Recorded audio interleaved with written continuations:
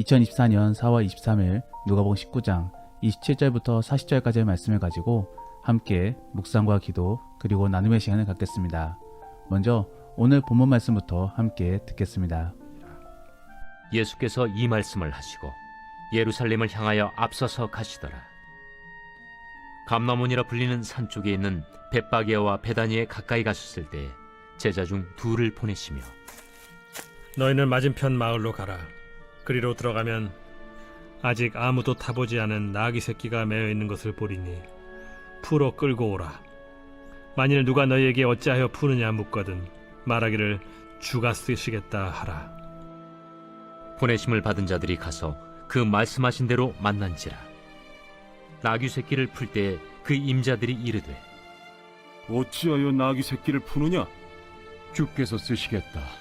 그것을 예수께로 끌고 와서 자기들의 겉옷을 나귀 새끼 위에 걸쳐놓고 예수를 태우니 가실 때에 그들이 자기의 겉옷을 길에 펴더라.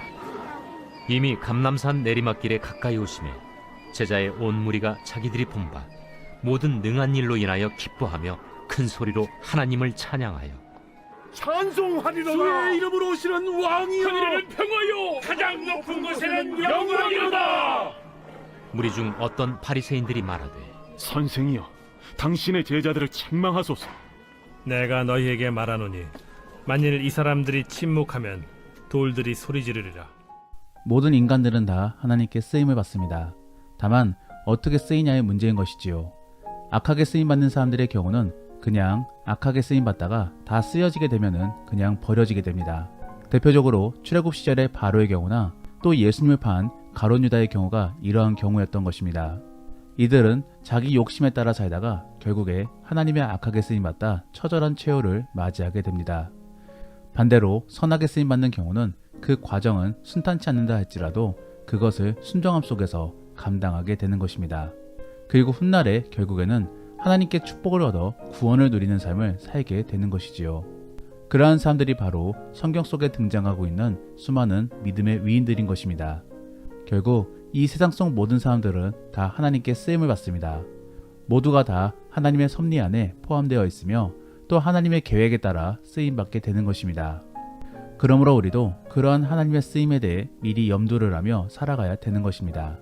그런데 어떤 분들은 예정론을 너무나 믿는 나머지 이미 하나님의 계획은 다 세워져 있는데 굳이 우리가 나서서 움직여야 될 이유가 무엇이냐라고 생각할 수도 있습니다. 하지만 하나님의 계획 안에는 우리에 대한 인격적인 존중도 포함되어 있습니다. 즉, 미리 우리가 무엇을 선택할지에 대한 여부도 미리 아심으로써 그러한 부분들도 미리 적용되어 있는 것이지요. 그러므로 하나님의 계획 속에서는 우리의 심중도 포함되어 있는 것입니다. 그렇기 때문에 우리는 수동적으로만 움직이고자 해야 될 것이 아니라 우리 안에서도 하나님께 선하게 쓰임받기 위하여 노력해야 되는 것입니다. 그러한 부분들 속에 오늘 본문에서는 예수님 및 하나님께 쓰임받는 사람들이 등장하고 있습니다. 그래서 저는 오늘 본문 속 사람들을 살펴보면서 어떠한 사람들이 하나님께 쓰임받는 자들인지를 함께 생각해 보기를 원합니다. 첫 번째로 하나님께 쓰임받는 자들은 조금은 무식해 보인다 할지라도 무조건적으로 순종하는 자들입니다. 오늘 본문에서도 보시면은 예수님의 말씀에 순종하는 두 부류가 등장하고 있습니다. 한 부류의 경우는 무작정 예수님의 말씀을 듣고 마을로 내려가 어린 나귀를 끌고 오려고 하는 그런 두 제자들인 것이며 또 한 부류는 그 나귀 새끼를 내어주고 있는 나귀의 주인인 것입니다. 도대체 이들은 어떠한 생각 속에서 예수님의 말씀을 따랐으며 또 나귀를 내어주었을까요? 어떻게 보면은 최면에 걸린 것과 같은 초자연적인 현상으로 바라보고 생각할 수 있습니다. 하지만 정말로 그렇게만 생각해 본다면은 우리는 너무나 인격적인 하나님을 간과해버리고 있는 것이지요. 하나님은 정말로 언제나 인격적인 분이십니다. 그래서 우리가 원하는 것을 언제나 다 들어주시는 분이십니다. 그래서 믿음을 가질 때에도 우리가 스스로가 하나님을 인정할 때까지 하나님께서는 기다려주고 계십니다. 다만 그냥 손을 놓고 기다리고만 계시는 것이 아니라 우리가 그 하나님을 인정할 수 있게끔 계속적으로 상황을 부여주고 계신 것이지요. 정말로 그러한 인격적이신 하나님이신데 단순히 최면만으로 사람의 마음을 움직였다라고는 보기 어려운 것입니다. 그러면 우리가 오늘 본문의 상황들을 어떻게 바라봐야 되는 것인가? 바로 조금은 어리석어 보일지는 몰라도 무조건적으로 순종 속에서 움직였다라고 보아야 될 것입니다. 제자들은 지금껏 수많은 예수님의 기적들을 보았습니다. 그러므로 그들은 예수님이 하시는 말씀이라면 무조건적으로 될 것이다 라는 생각 속에서 마을로 내려갔던 것입니다. 더불어 나귀의 주인은 주가 쓰시겠다라는 표현 속에 메시아를 떠올렸을 것입니다. 그리고 또 주변의 많은 사람들을 통해 예수님이 예루살렘으로 향하고 계시다라는 말을 들어보았을 것입니다. 그러므로 그러한 상황들을 종합적으로 판단해 보면서 예수님이 쓰실 것이라고 생각했을 것이며 또 거기에 따라 순순히 내어줬을 것입니다. 결국 그들은 예수님만 믿고 이렇게 행동할 수 있었던 것이지요. 이처럼 단순히 복잡하게만 생각하게 되면은 아무것도 행할 수가 없습니다. 그저 오류가 걸린 기계처럼 멈출 수밖에 없는 것이지요.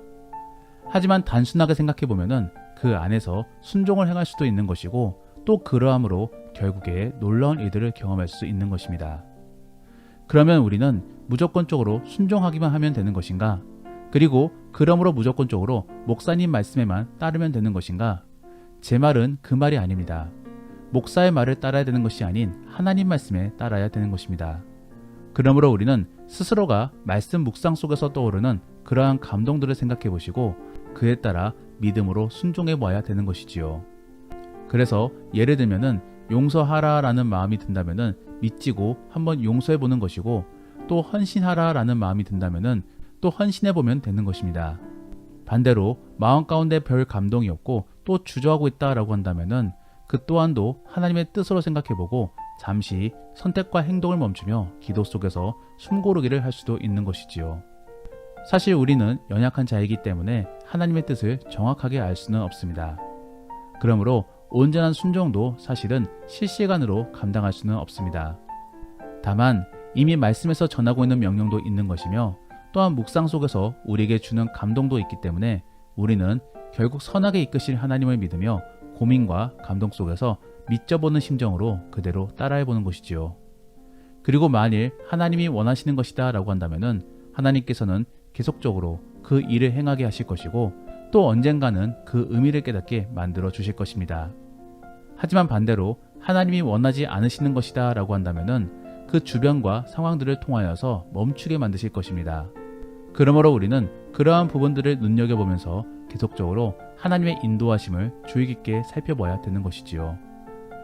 사랑하는 성도 여러분, 정말로 온전한 순종을 이루기를 원합니다. 그래서 무엇이 정확하게 하나님의 뜻일지는 잘 몰라도 계속적인 기도와 묵상 속에서 흘러나오는 감동에 따라 움직여 보시고 또 믿음의 동역자들과 교제함 속에서 계속적으로 방향 조정을 가져볼 수 있기를 원합니다.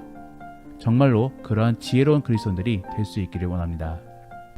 두 번째로 하나님께 쓰임받는 자들은 순순히 자신의 것을 내어놓는 자들입니다.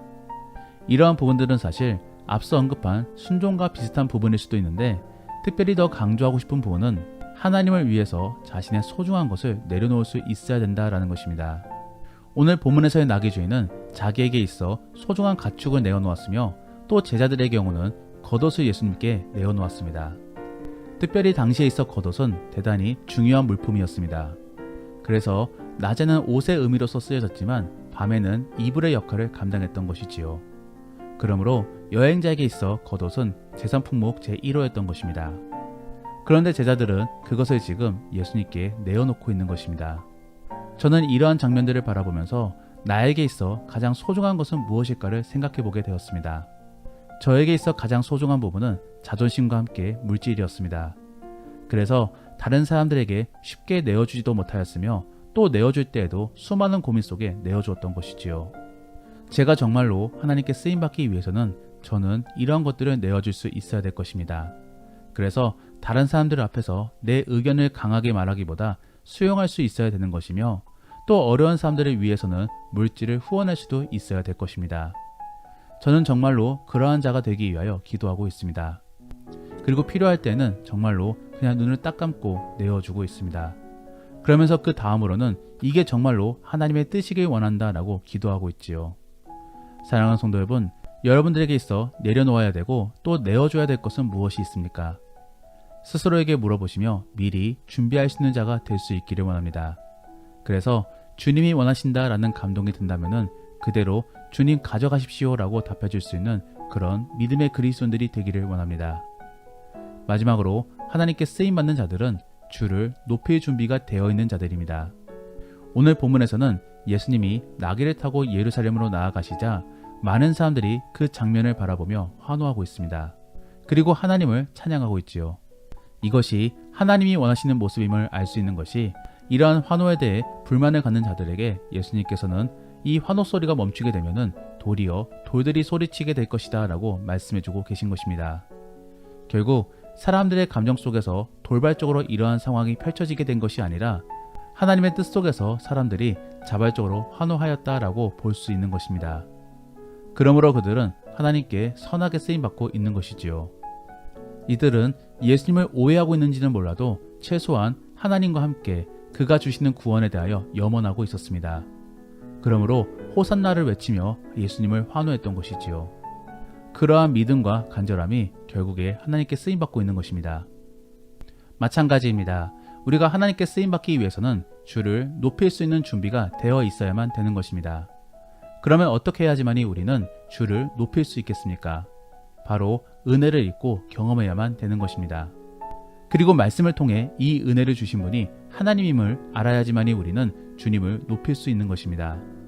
그러므로 결국에 하나님을 높임으로 하나님께 쓰임받을 수 있는 자들은 말씀을 알고 믿음의 눈 속에서 하나님의 일하심을 볼 수 있는 자들이어야만 되는 것입니다.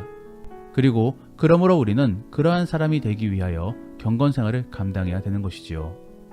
사랑하는 성도 여러분, 경건생활을 잘 감당하시기를 바랍니다.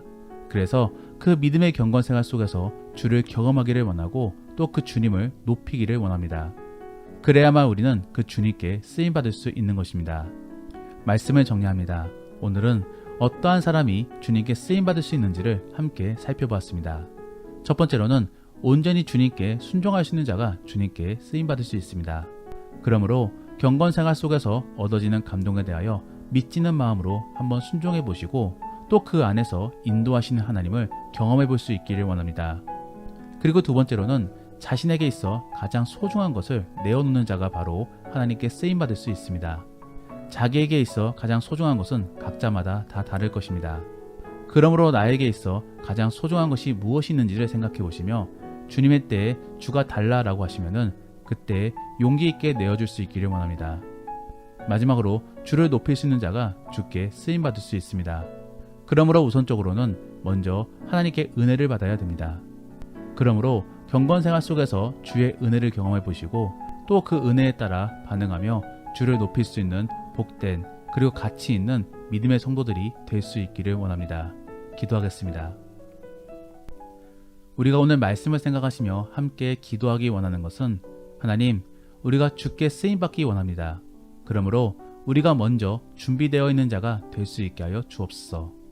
그리고 주의 말씀에 대하여 즉각적으로 반응하기 원하오니 우리에게 훌륭한 믿음의 안테나와 감응력을 주옵소서. 그래서 주의 말씀에 따라 순종함으로 주를 높일 수 있게 하여 주옵소서라고 함께 기도하겠습니다.